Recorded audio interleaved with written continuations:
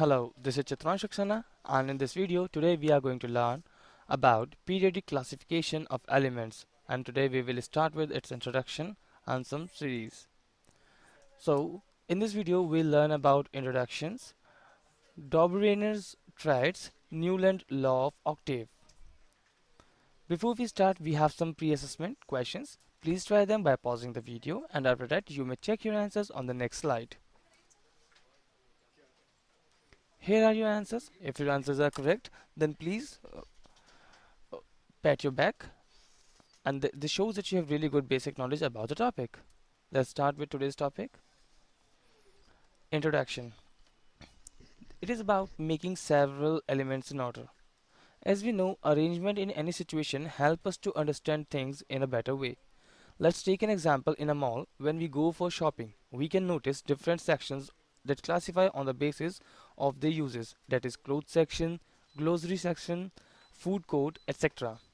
That arrangement help us to reach our destination in easier way. So by following the same procedure, our scientists did a lot of efforts in order to make an arrangement for elements out of this order. In respect of make and order, many attempts has made. The earliest attempt has made on the basis of elements having metallic and non-metallic properties. So in this we will be looking in details about two efforts that are listed below by these two scientists. The first is Döbereiner's Triads, and the second is Newland's law of octaves. Starting with Döbereiner's Triads. A scientist named Döbereiner has declared a strategy in which he made group of three elements, and he kept a pattern that says weight of middle element is the average of top and bottom element. You can see in this picture the table here. Döbereiner made a group of these three elements in such a manner. Let's take an example.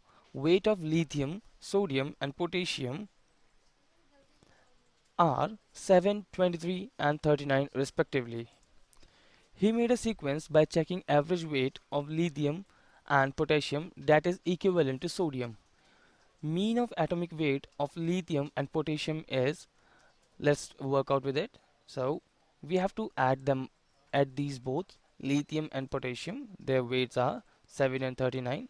It will give you 46, and then we have to divide it by 2, so we'll get 23, which is atomic weight, or we can say weight of sodium. So this is the pattern followed by Döbereiner's triad. By this approach we can calculate the weight of any element in a group if two weights are given. Let's take another group of element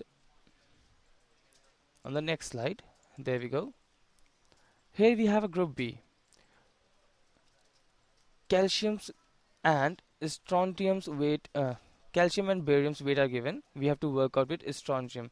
So following the same strategy, we will get 40.1, and now we have to add it with 137.3. It will give you 187.4. When you will divide it by 2, we will get 88.7.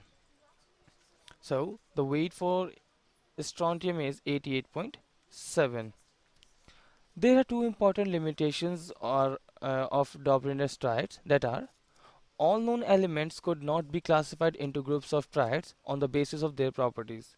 Not all groups obeyed the law of triads. For example, nitrogen family does not obey the law of triads. After that, there come a new law which is known as Newland law of octave. By following Döbereiner's efforts of arrangement of element, John Newlands associated the properties of elements with their atomic masses and arranged them by following given criteria that he made. The first is arrange the elements from lowest to highest weight. The second is every 8 elements weight having the similar properties to the first element. He compared the second point from the octave of music and named this law Newland law of octave.